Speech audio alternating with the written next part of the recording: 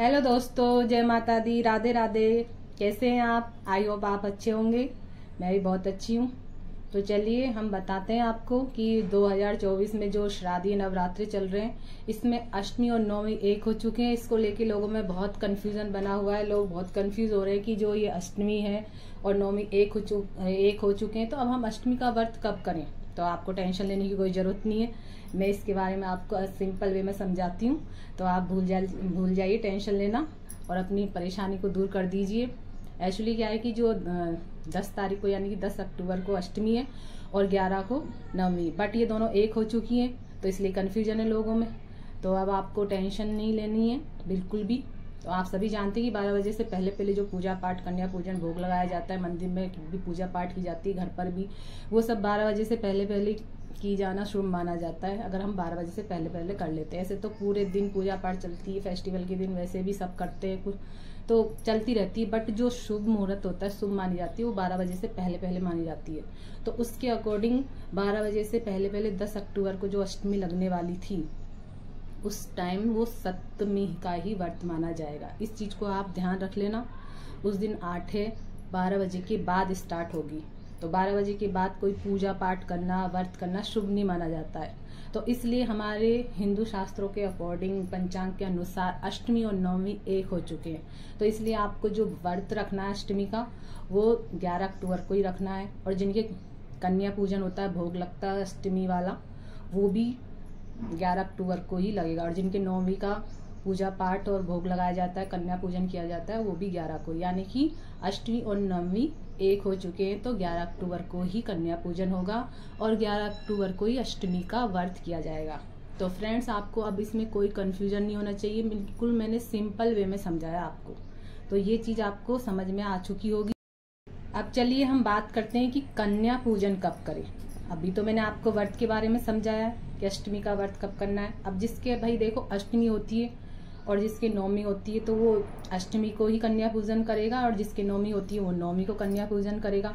But अष्टमी और नवमी एक हो चुके हैं, तो इसलिए जिनके अष्टमी का भोग लगता है और जिनके नवमी का भोग लगता है, वो दोनों का भोग 11 अक्टूबर को ही लगेगा। यानी कन्या को जो भोग लगाया जाएगा, कन्या को जो जिमाया जाएगा, जो कन्याओं की पूजा होगी, वो 11 अक्टूबर को होगी। तो इस चीज को लेकर आप बिल्कुल कंफ्यूज नहीं हो, ठीक है। ये कंफ्यूजन आपको दूर करना ही है। व्रत का तो मैंने सॉल्व कर दिया है। अब ये कन्या पूजन है, ये भी आपको ऐसे ही करना है भाई। जिसकी कढ़ाई चढ़ेगी अष्टमी को, नवमी वालों को नवमी को चढ़ेगी। यानी कन्या पूजन के लिए जो पकवान वगैरह बनाए जाते हैं, प्रसाद बनाया जाता है, वो सब 11 अक्टूबर को ही बनाया जाएगा। सबको 11 अक्टूबर को ही भोग लगाना है, क्योंकि अष्टमी नवमी एक हो चुके हैं। तो ये भी कंफ्यूजन नहीं होना चाहिए आप में कि कब कन्या पूजन होगा। तो 11 अक्टूबर को ही कन्या पूजन होगा, वो भी 12 बजे से पहले पहले आप अच्छे से खिला पिला दे तो ज्यादा अच्छा है। ऐसे तो पूरे दिन चलता है, बट 12 बजे से पहले पहले खिलाना, भोग लगाना, उनको प्रसाद ग्रहण करवाना, उनके जो भी होता है मैं डिटेल में समझाऊंगी, वो सब चीज 12 बजे से पहले पहले हो जानी चाहिए। तो बहुत शुभ होता है और माता रानी भी खुश होती है। अब हमारी कन्या पूजन की बात भी क्लियर हो चुकी है, इसमें भी कोई कंफ्यूज होने की जरूरत नहीं है आपको। अब बात आती है कि हम कन्याओं को क्या गिफ्ट दें।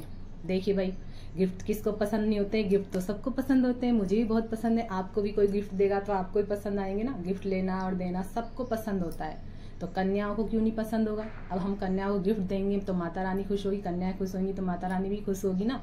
तो इस चीज का आप ध्यान रखना कि कन्याओं को गिफ्ट जरूर दे। मैं ये नहीं कहती कि बहुत हैवी गिफ्ट दो, अपनी अपनी श्रद्धा के अकॉर्डिंग जिस पे जैसा गिफ्ट बने वैसा दें। आप मार्केट में जाकर देखिए, बहुत सारे गिफ्ट हैं, बहुत सारी कन्याओं के लिए बहुत सारे अवेलेबल हैं। बहुत सारी चीजें, जैसे मान लीजिए ट्रे है, टिफिन बॉक्स है, प्लास्टिक के भी हो सकते हैं, स्टील के भी हो सकते हैं, वाटर बॉटल हैं, उनको ज्योमेट्री बॉक्स दे सकते हैं, ड्राम बॉक्स वगैरह, पेंसिल का सेट, रबड़ बैंड वगैरह, क्लिप, क्लेचर। कन्याओं की तो बहुत सारी चीजें आती हैं, उनको बैंगल्स वगैरह दे सकते हैं आप।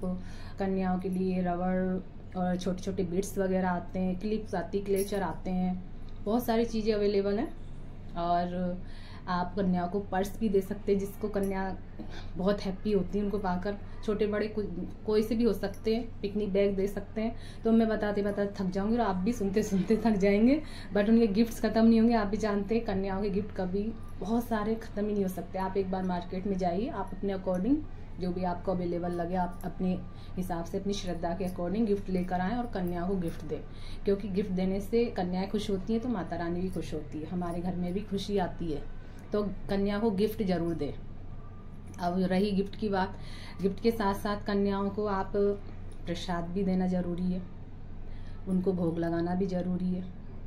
और गिफ्ट के साथ साथ सबसे इम्पोर्टेंट बात, दक्षिणा देना भी बहुत जरूरी है। ये नहीं कि आपने गिफ्ट दे दिया और उनको दक्षिणा कुछ नहीं दिया, दक्षिणा देना भी बहुत जरूरी है। मैं ये नहीं कहती कि आप 10 रुपये दें या 50 रुपये दें, आपकी श्रद्धा के अकॉर्डिंग अगर आपसे 1 रुपया भी बनता है तो आप 1 रुपये की दक्षिणा भी दे सकते हैं, लेकिन उनको खाली हाथ गिफ्ट नहीं देना है। जब भी कोई गिफ्ट दें तो उनको साथ में आपको दक्षिणा भी देनी, चाहे 1 रुपये की दक्षिणा दें आप। ये 2 चीज़ें हो गई। आप चाहे तो और भी एक्स्ट्रा कोई गिफ्ट दे सकते हैं, अगर आप कर सकते हैं अवेलेबल, नहीं कर सकते तो जैसा आपसे बनता है 1 गिफ्ट दे दीजिए और दक्षिणा दे दीजिए। साथ में आपको कोई फल भी देना है, जैसे केला हुआ, सेब हुआ, अभी अमरूद भी आने लगे वो, या आपके अकॉर्डिंग देख लीजिए, जो भी आपको अच्छा लगे आप फल भी दे सकते हैं। फल भी देना बहुत ज़रूरी है। अब आप कहेंगे कि ये तो 3 चीज़ें हो गई, तो 3 चीज़ें तो कहते हैं 3 तिगड्डा काम बिगाड़ा, तो इसलिए ऐसा माना जाता है हिंदुओं में। तो अगर 3 है तो आप एक गिफ्ट दूसरा भी ले सकते हैं, कोई भी, तो 4 चीज़ कर सकते हैं। बट नहीं कर सकते तो 3 तो ये हो गई। और जो अगली बात है कि इसको 4 कैसे करें, तो माँ की चुनरी दे सकते हैं आप कन्याओं को, तो 4 हो जाएंगी। अगर मान लीजिए आप कन्याओं को चुनरी भी नहीं दे सकते तो जो नारियल लगा हुआ होता है हमारे कलश के ऊपर, उसके बारे में बताऊंगी मैं आपको, उसको आप कन्याओं को देकर प्रसाद के रूप में 4 आइटम कर सकते हैं, यानी कि 4 प्रसाद हो जाएंगे माता रानी के। तो 3 तिगड्डा काम बिगाड़ा भी काम नहीं रहेगा। तो ये चीज़ भी क्लियर हो गई आपकी कि आपको कन्या को क्या क्या गिफ्ट देना है, क्या दक्षिणा देनी है, क्या प्रसाद देना है। तो अपनी ये बात भी क्लियर हो चुकी है, ठीक है आपको। अब बात आती कलश के नारियल का क्या करें। कन्फ्यूजन रहता है कि भाई कलश का जो नारियल है, हमने कलश के ऊपर जो नारियल रखा है उसका क्या करें। तो उसको करना कुछ नहीं है भाई। देखो, जिनके प्रवाहित किया जाता है जल में, तो वो जल में प्रवाहित कर सकते हैं। बट मेरा मानना तो ये है कि अगर हमारे पास जो भी चीज़ें उसको यूज़ किया जाए ज़्यादा से ज़्यादा तो बहुत अच्छा रहता है। तो आप क्या करें कि नारियल का जो कलश के ऊपर रखा हुआ है उसको अच्छे से तोड़ें और माता रानी को भोग लगाएं, फिर उन कन्याओं को भोग लगाएं जो हम 3 चीज़ उनको देने वाले हैं, गिफ्ट, दक्षिणा, कोई भी फल, और साथ में वो प्रसाद भी दे। तो 4 चीज़ हो जाएंगी, 3 चीज़ भी नहीं रहेंगी। तो वो माता रानी को भोग लगाना है पहले तोड़कर नारियल को, फिर कन्याओं को देना है और फिर घर में सबको बांट देना है। तो इस तरह से उसको यूज लें। और जिनके प्रवाहित होता है तो जल में भी प्रभावित कर सकते हैं भाई, तो फिर वो 10वीं को ही उठाएं उस नारियल को, नहीं तो आप उस नारियल को, जिनकी अष्टमी होती है और अष्टमी को उठाएं, जिनकी नवमी होती है नवमी को उठाएं। अब 8 है और नवमी तो 1 हो गई, तो इसलिए 11 अक्टूबर को ही उठाया जाएगा कलश का नारियल और तोड़ा जाएगा, माता रानी को भोग लगाया जाएगा, कन्याओं को, और फिर घर में सबको अर्पित किया जाएगा, सबको दिया जाएगा प्रसाद के रूप में। तो ये कन्फ्यूजन भी आपका दूर हो चुका है। अब इसको भी लेकर आप में कोई कन्फ्यूजन नहीं होना चाहिए।